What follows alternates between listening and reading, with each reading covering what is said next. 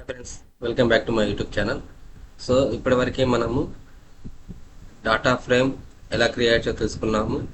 తర్వాత first 5 rows సంబంధించింది record చూడాలంటే ఏ ఫంక్షన్ ఉపయోగించాలి, లాస్ట్ 5 rows రికార్డ్స్ చూడాలంటే ఏ ఫంక్షన్ ఉపయోగించాలి, అండ్ ర్యాండమ్ రికార్డ్ చూడాలంటే ఏ ఫంక్షన్ ఉపయోగించాలో కూడా తెలుసుకోవడం జరిగింది.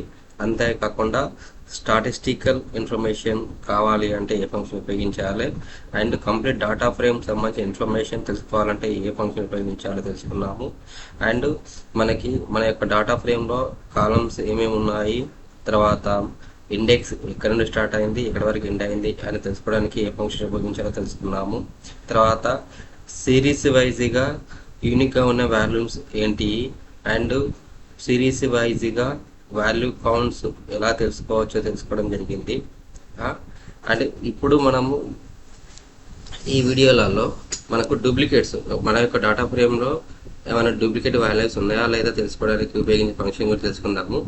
సో డిఎఫ్ డాట్ డూప్లికేట్స్ అయితే మనం ఫస్ట్ మన యొక్క డాటా ఫ్రేమ్ చెక్ చేద్దామండి. సో ఇది మన డాటా ఫ్రేమ్. ఇందులో మొత్తం 263 రికార్డ్స్ ఉన్నాయి, 6 కాలమ్స్ ఉన్నాయి. సో ఈచ్ కాలం వచ్చేసి ఒకటి డిస్టిక్, డివిజన్, మండలు, జీపీ నేము, పాపులేషన్, ఓటర్స్. ఇవి మా యొక్క బేసిక్ డాటా ఫ్రేము. సో ఇందులో ప్రతి ఒక్క గ్రామ పంచాయతీ, ఇక్కడ మనకేంటి ప్రతి ఒక్క గ్రామ పంచాయతీకి సంబంధించిన పాపులేషన్ అండ్ ఆ గ్రామ పంచాయతీ సంబంధించిన ఓటర్స్ ఎంతమంది అనేది ఇక్కడ తెలుస్తుంది అనమాట. ఈ యొక్క పర్టికులర్ రికార్డు మీన్స్ ఏంటి, ఇది ఒక రికార్డ్ అంటాం మనము.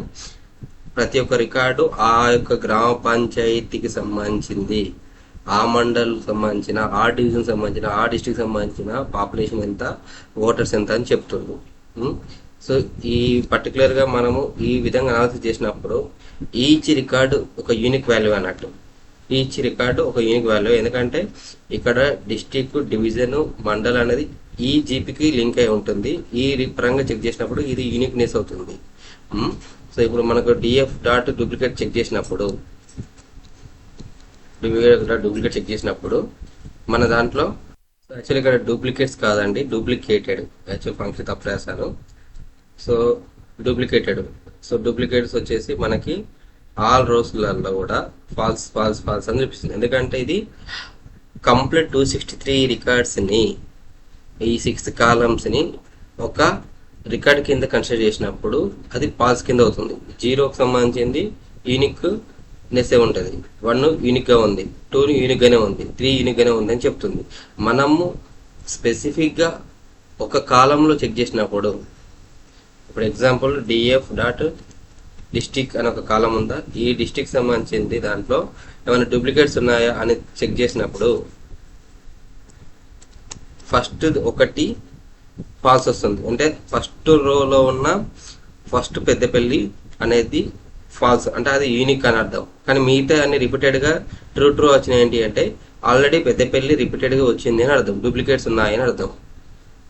మనం ఒక స్పెసిఫిక్గా సిరీస్గా చెక్ సిరీస్ వాల్యూ ఉపయోగించి కూడా డూప్లికేట్ వాల్యూస్ మనం తెలుసుకోవచ్చు.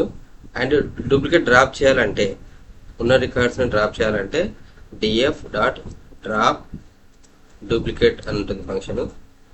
ఈ ఫంక్షన్ ద్వారా మనం డూప్లికేట్ డ్రాప్ చేయొచ్చు. అయితే ఇక్కడ ఏమవుతుంది, ఈ డూప్లికేట్ అనేది డ్రాప్ అయిపోతే 263కి 263 యూనిక్గా ఉన్నాయని చెప్పి చూపించింది. కాబట్టి ఏవి కూడా డ్రాప్ అవ్వలేదు. కానీ సబ్సెట్ ఫంక్షన్, ఇందులో మనకి దేన్ని బేస్ చేసుకుని డ్రాప్ చేయాలని మనం ముందే డిసైడ్ చేసుకుంటే, ఇప్పుడు ఎగ్జాంపుల్ డివిజన్ నేమ్ ఉంది.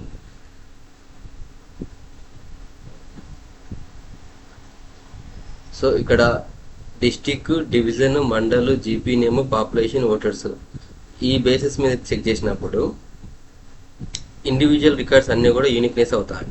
కానీ మనం ఒక సబ్సెట్ ఫంక్షన్లో డిస్టిక్ అని నేమ్ పెట్టామనుకోండి,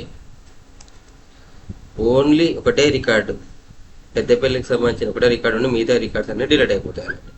ఇట్లా మనం డ్రాప్ డూప్లికేట్ ఫంక్షన్ ఉపయోగించేసి, అందులో సబ్సెట్ ఫంక్షన్ ఉపయోగించేసి మన కాలానికి అనుగుణంగా యూనిక్ వాల్యూస్ మాత్రమే ఉంచి మిగతా డిలీట్ చేయడానికి అవకాశం ఉంటుంది.